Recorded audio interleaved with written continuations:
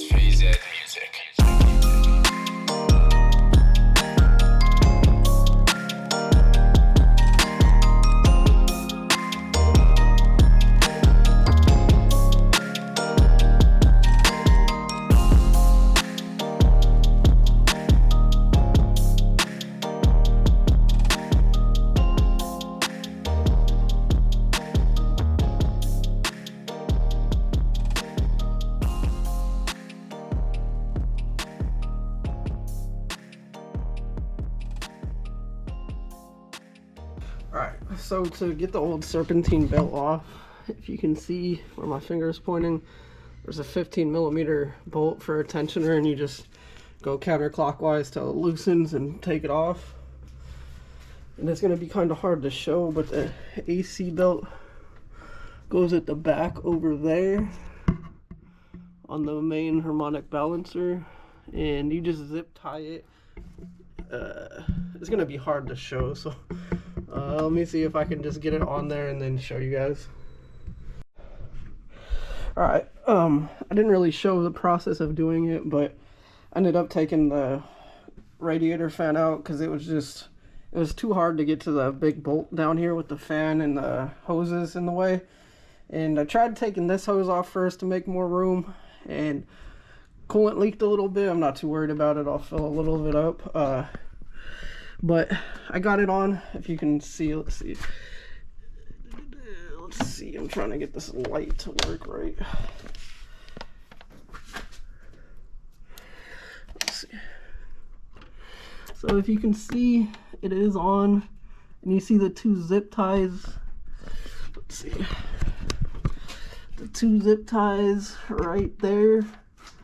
So when you tuck it in behind the pulley, the harmonic balancer, you're going to want to zip tie once you get it on the AC condenser or compressor or whatever.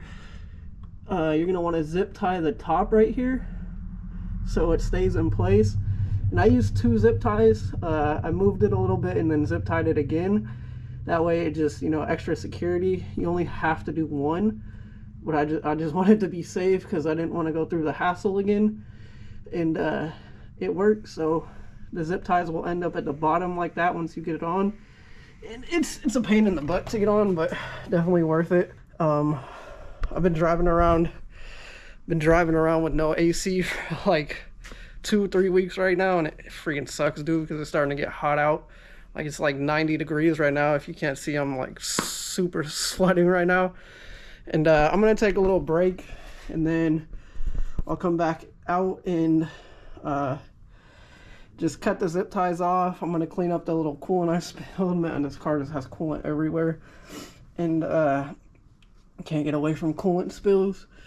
And then I also took the tensioner off for the serpentine belt, just to give me a little more room to tuck the belt in, because it's literally just a 13mm bolt that goes down real quick. And yeah, I'm gonna take a little break. I'm gonna come back, put the tensioner on, put the serpentine belt on, and then put the fan back on and everything. So I'll catch you guys in a little bit. All right, so got everything back in. Let me get some light for you guys. So serpentine belt's back on, if you can see it, and actually was able to get the tensioner pulley, the Steeda one, on today. And so everything's good. All I gotta do is put the fan back and then bolt everything else down. And yeah. And if you're ever wondering how the serpentine belt goes, so it goes around the main crank, harmonic balance, or whatever you want to call it, all the way over to the alternator. Goes around the alternator right there, and then it comes under the idler pulley, or yeah, the idler pulley, under it, not over it, and then it goes over the water pump pulley, and then it goes down under the idler pulley again, but over the tensioner pulley. So it's kind of easy way to remember it. It's not too hard. The serpentine belt's really easy to take on and off.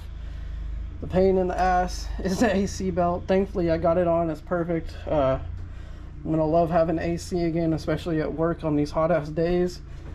But I'm gonna button everything up, and then I will get back with you guys in a minute.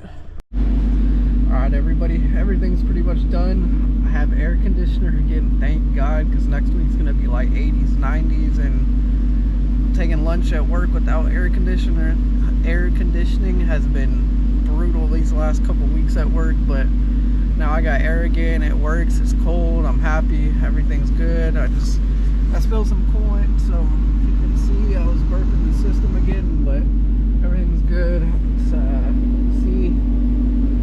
staying around 178 right now, idle, and it's like 94 degrees out right now too, so it's staying at 178 is really, I'm happy with that. Back when I had my coolant leak, it was staying around 198, 200, which was a little high. And I know coyotes like to run a little hotter, like they like to stay around 190, like 5 to 200 usually. But with the Mishimoto thermostat and Mishimoto like bigger radiator and no more coolant leak, it seems to be, I haven't seen the coolant temps get past like 180, like 6 max on a hot day. And I'm talking when the intake like temp is over 100, it's the coolant, I haven't seen the coolant go over 190 yet with the like no leaks, the Mishimoto thermostat in the radiator. So if you don't like how hot your car runs, I definitely recommend upgrading to the Mishimoto radiator in thermostat, because the thermostat opens a little earlier than the stock one. I don't know if that's the reason it stays cooler, but it seems to work. So this is where I'm gonna end the video right here, and if you guys would, you know, like, comment, subscribe, and I appreciate it. Jesus Christ, I can't talk. I appreciate it if you've made it this far in the video, and I will catch you in the next one. Peace.